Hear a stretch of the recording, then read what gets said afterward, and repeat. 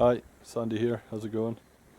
I want to introduce you to one of my restoration projects. I plan to add in a few restoration videos onto my channel. Again, going along with self-sufficiency and doing stuff yourself, doing it on your own. Yeah, you've got to maybe learn how to fix equipment.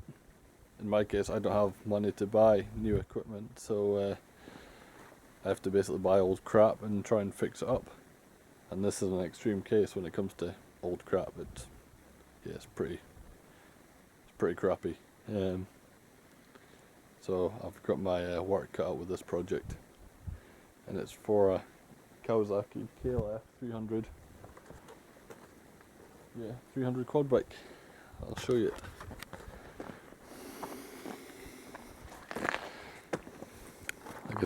I did say it was a piece of crap.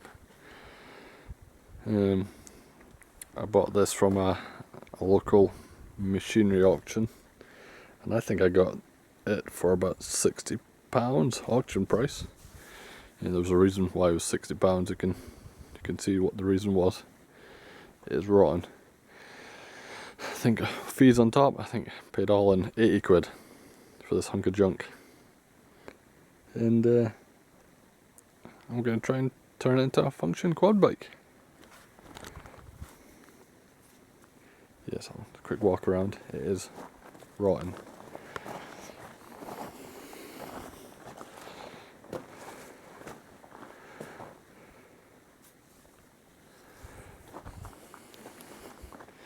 See, no tread on the front tires, but I don't think that matters because the wheels are just, they look to be goosed anyway. The majority of the frame seems to be okay, but yeah,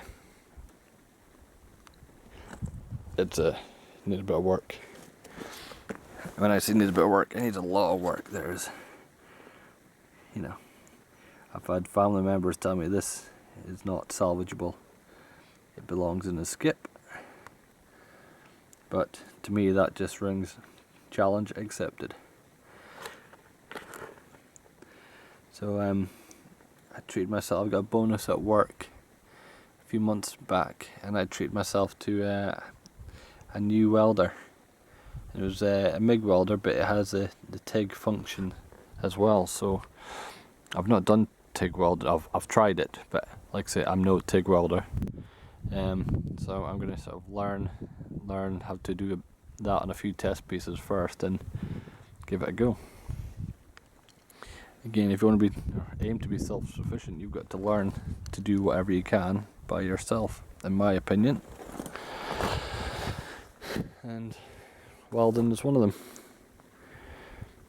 Especially when you're on a small holding or small farm, big farm.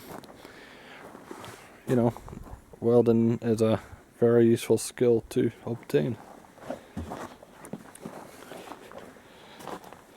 So yeah, that's a sort of introduction to the project I'm going to have in my hands, and we'll see how quickly we can get it done. I only have the sort of evenings, again, having two young kids. I only have the evenings to do a bit of work here and there. This was sitting in my field for about 8-9 months, so I decided to take it down, put it in my little workshop that I have, and get it in there to prevent it from rotting any further. So still some compression in that engine, so that's a positive. It doesn't seem to be seized. But yeah, definitely got a fair old job on my hands. So what I'm going to do is just do a video of sort of tracing it all out. I've done my own sort of trace out video, which will be in a bit more detail, but I'll do a brief one for this.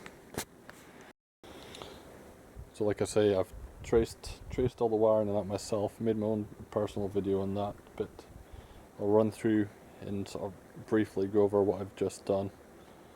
And that's basically following the components, especially when it comes to the wiring, following the components and sort of tracing out where all the wires go.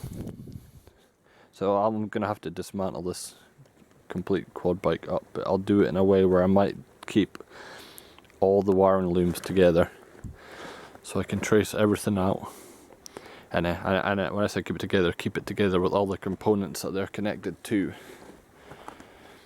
So for example, you know, I've followed this cable along and seen that that's a sort of control cable that's connected to something that looks like a starter relay. You know, and that starter relay has a cable that looks like it would be connected to the battery.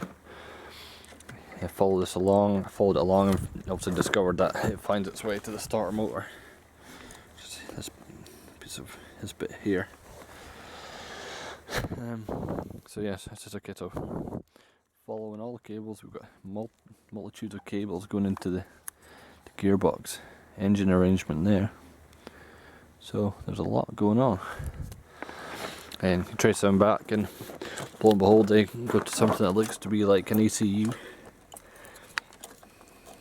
Into something else, and don't actually know what this is. I'll have to discover what that's for. So yeah, that's what I've done. I've went over all the sort of mechanical fitments, seen where everything bolts, took a video, and so when it comes to reassembling it, I'm not stood there with a heap of bolts, not knowing where to put them. Again, complete rot in there, but you can see if we can put what welding skills I have to use. Again, there's a little cable assembly there connected to this fan motor. You know, so I have to photos of this all. What did I find? I found those two bulb connections, lamp connections, which I think when I've traced them back are used for this neutral and reverse lamp indication up here. So yeah, again, just like I say, introduction to the project. I'm a DIY mechanic. I'm not a mechanic by trade, so I sort of watch YouTube videos as I go along, read books, look on the internet, do anything I can to find out how to fix something. You never know, I might not fix it. I might have to chuck this in the scrap bin, but I'll try not to let it get to that. Right. See you later.